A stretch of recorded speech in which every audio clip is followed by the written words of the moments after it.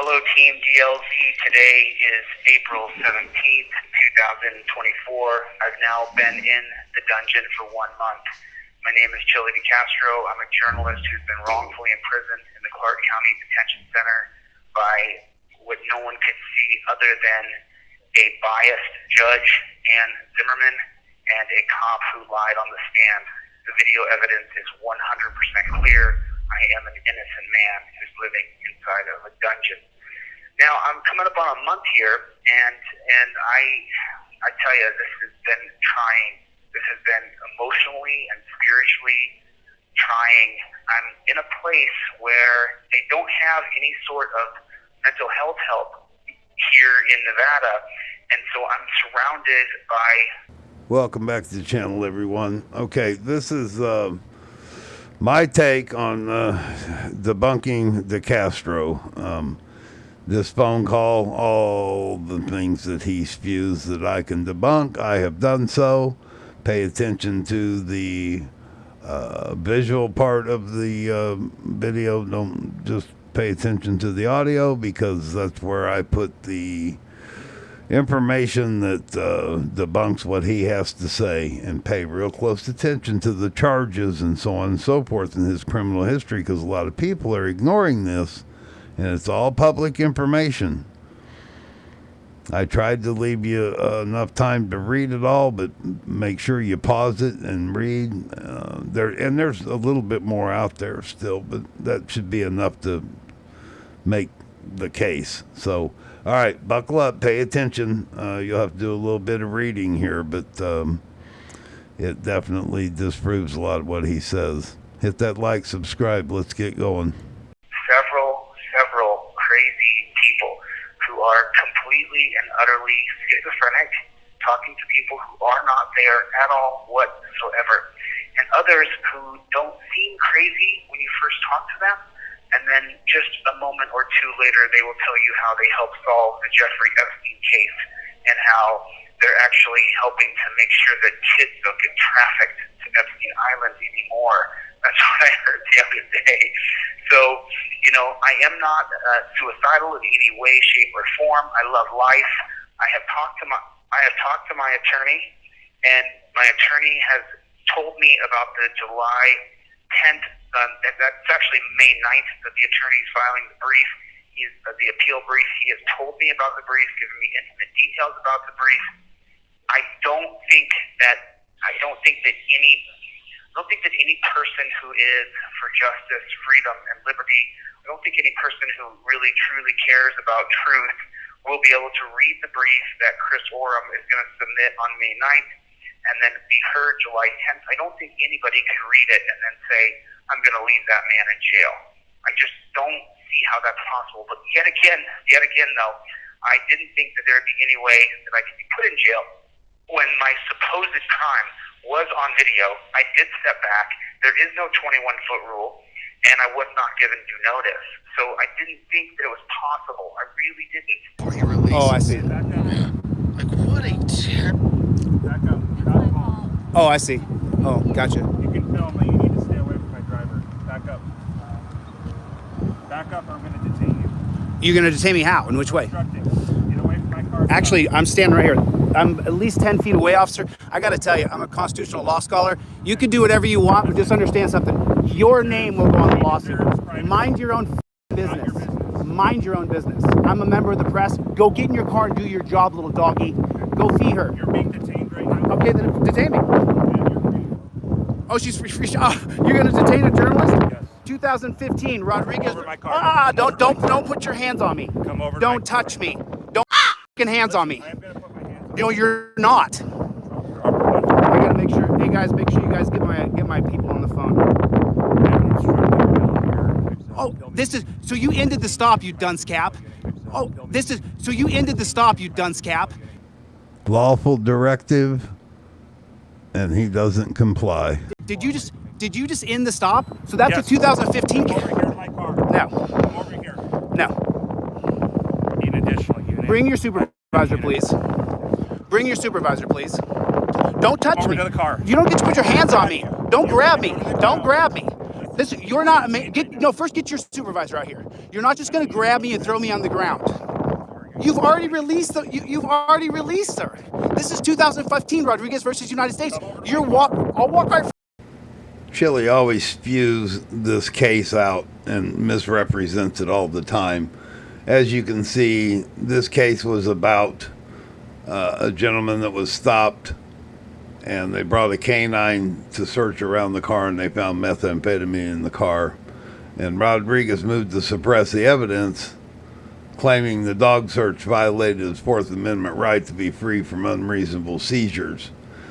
But as it went to the appeals court, the Eighth Circuit Court affirmed holding the search was constitutional because the brief delay before employing the dog did not unreasonably prolong the otherwise lawful stop.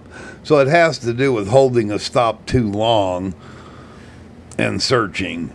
And it has to do with search and seizure. It has nothing to do with releasing a traffic stop early. He throws that case out there all the time and always misrepresents it and gets away with it.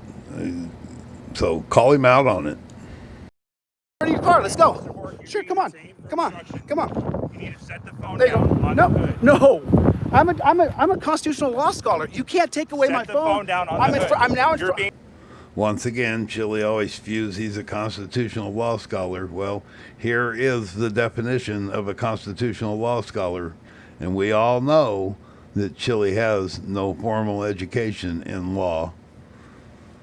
Call him out on it, people. It's ridiculous. detained.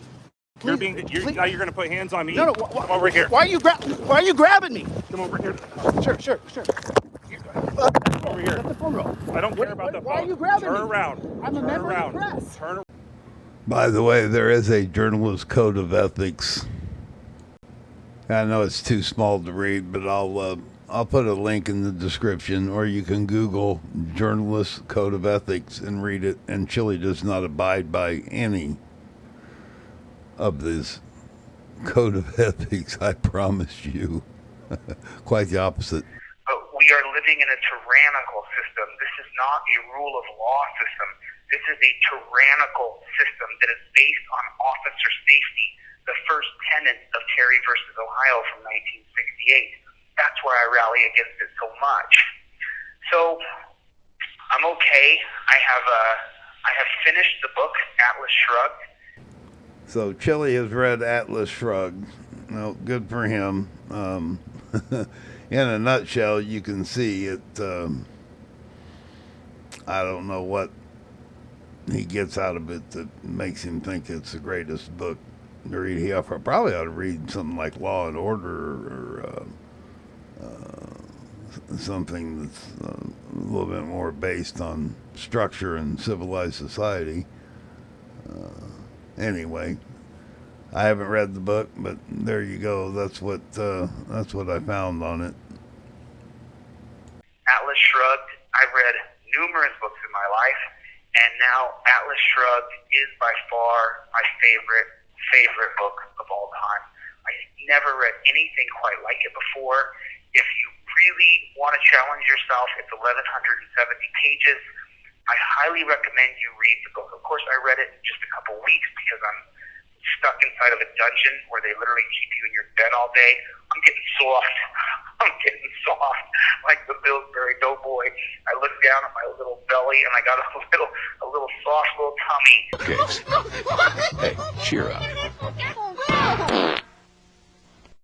Because as you know, there's not a gym here. There's an outside place where you can go do some push-ups and do some pull-ups, but how much do you want to shower? How much time do you want to spend in the same clothes that you'll wear for at least a week?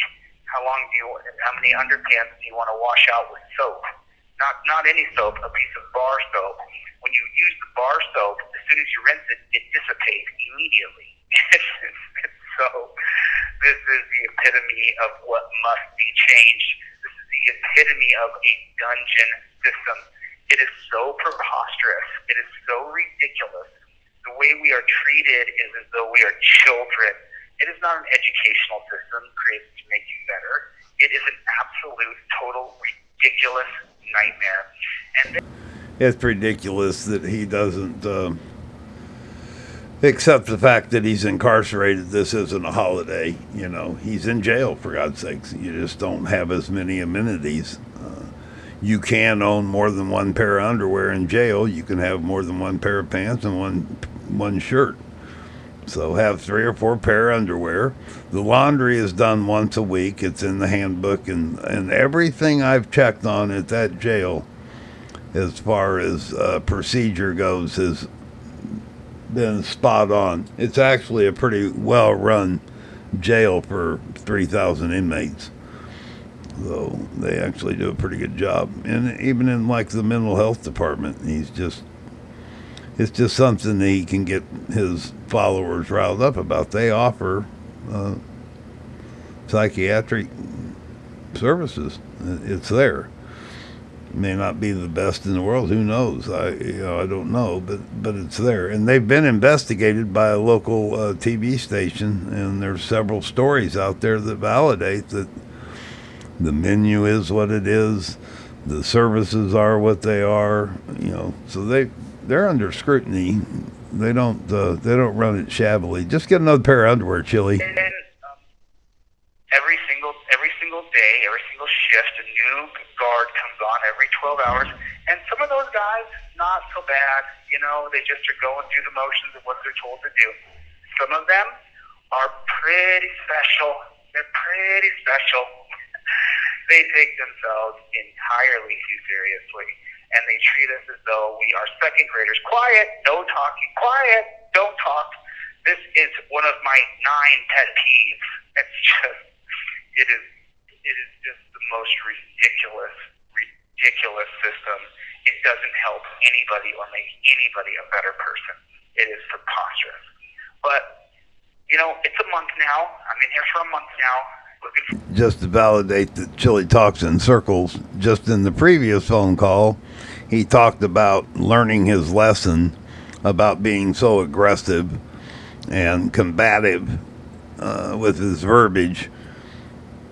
So what is it, Chili? Do you not learn anything there, or do you learn anything there? They offer all sorts of services. You could apply for the library. You could apply for services, and if you're a good inmate, then they make you a trustee. If you're not a good inmate, then they don't. So there's opportunity, even in jail or prison. But since you're getting out here in a couple of weeks, I guess it doesn't matter, right? Yeah, right. Good luck with that, buddy. Forward to July 10th. I'm okay. I'm all right. Make sure you keep it going. OTVO, overturn Terry versus Ohio. That's what we have to get done. And when I get out of here, you guys are going to see a man on a mission like you have never seen before. Because now I have very specific targets that are local, that I can take on in a multitude of ways, and I'll need your help. I'm only the tip of the spear. You are the weight of the spear. Don't be down for me. Don't cry for me. Keep your chin up. Be strong. We get through this together. We don't stop. I'm not giving up by any means. And you know what? Now that I've got a full perspective of the trial, the sham tyrannical Diane Zimmerman, you have to show decorum in court, but she didn't show decorum. She started off by searching me, which is completely out of bounds. She was so far out of line. Wrong again. It's her courtroom. She can have anyone in there searched, removed. She can make you sit where she wants you to sit. It's her courtroom. She is the one that is in charge of the entire courtroom, period. If she wants to have everyone searched, so be it. And then when you question why your attorney got to hold on to his phone, and she pointed out to you, he's an officer of the court. And they have standards they have to live by when they're in the courtroom, just like you do. The and that searching of me triggered me. Then I called the bailiff a pig, and that was the entire temperament of that sham trial where the cop lied on the stand. Listen. The problem with the argument that your attorney makes is it completely fails to consider the safety of the officer and the safety of the driver. The officer doesn't know who you are, and the driver doesn't know who you are. And you don't have any right to interfere with that officer. The officer didn't protest that you were filming. There's no problem with filming, but you did interfere with his investigation. You did interfere with his ability to do his job. So I believe the state's met their burden beyond reasonable doubt. I'm going to find you guilty of obstructing a public officer and resisting a public officer. I hereby sentence you to 90 days in the Clark County Detention Center on count 1, 90 days in the Clark County Detention Center on count 2, to run consecutive for a total of 180 days in custody. Thank you. Sentence suspended or? Oh no, I'm going to start right now. The no mic, please. We don't stop. I'm not going to stop. And listen, all I can do with Zimmerman is put a media campaign on her to let people know that she's unjust and unfair, and she's not fit for the bench. You don't put someone in jail who has no criminal record on a first-time offense. She is honestly, I'm going to withhold too much commentary because according to a couple of my sources, they can listen to my recorded phone calls. The judge can listen to my recorded phone calls. She can listen to them in case I might be threatening her. Aw, are you kidding me? And where in my history, in the entire history of my life, has there been a 911 call saying, oh my God, this guy's threatening me? It's never happened. Where is the hospital report of somebody I've heard? It's never happened. Show me a criminal record where I've done something criminal. It doesn't exist. So I'm upset with this whole process, but I'm looking forward to July 10th. What are we, 84 days away? 83 days away from July 10th? We're not going to stop. You guys keep going. Don't stop.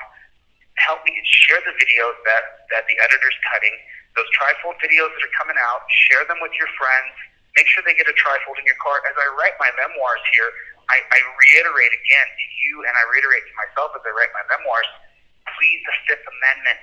Don't get stuck in a back and forth with some JVTP whose goal is to arrest you, impound your car, take you to the dungeon, and steal your money. That has not changed. Yes, make sure you save that money for the GoFundMe. Last time I checked, his second GoFundMe was up to $20,000. $20K. I mean, people are sending him money right and left. And then they come in and make comments like the judge is married to a cop, which isn't true. I mean, they just don't pay any attention to the look at the criminal record here. And then you're going to see some protective orders here in just a minute. Just read this stuff. This is what we're dealing with here. This is factual information. Not what he spews, but court documents, public documents. One single bit. What is their goal? Pull you over, arrest you, impound your car, and steal your money. And along the way, you're going to be put in torture cuffs. Which, now that I've been in here and I've been writing, that is going to become a primary focus. I'm going to start taking local steps to get rid of torture cuffs. The idea that you have to turn around and put your arms behind your back and be chained like you are an 1860 runaway slave has got to be changed. That is the lowest hanging fruit. We now have cameras. We now have air tags. We no longer need to shackle your wrists behind your back like you are a slave and owned property. That's ridiculous. The moment your boss sees you, the moment your employers, your employees see you, the moment your family sees you, the moment another copper sees you with your arms chained behind your back, you turn into something different in everybody's mind. And that has got to change. We can't put up with it. We can't tolerate it. We have to band together to get rid of these torture cuffs. and they're billions of dollars. It's a billion-dollar corporation. Someone told me today that Smith & Wesson built them. I'm not sure. I'd like to see you guys compile a list of the number 1 manufacturing torture cuff company. Who's the number 2 manufacturing torture cuff company? That's who's going to write the bad press about me. That's who's going to stop me as I run for governor. That's who's going to stop me. That's who's going to try to stop me, because they can't stop me, because we don't stop under any circumstances, under any conditions. We don't stop.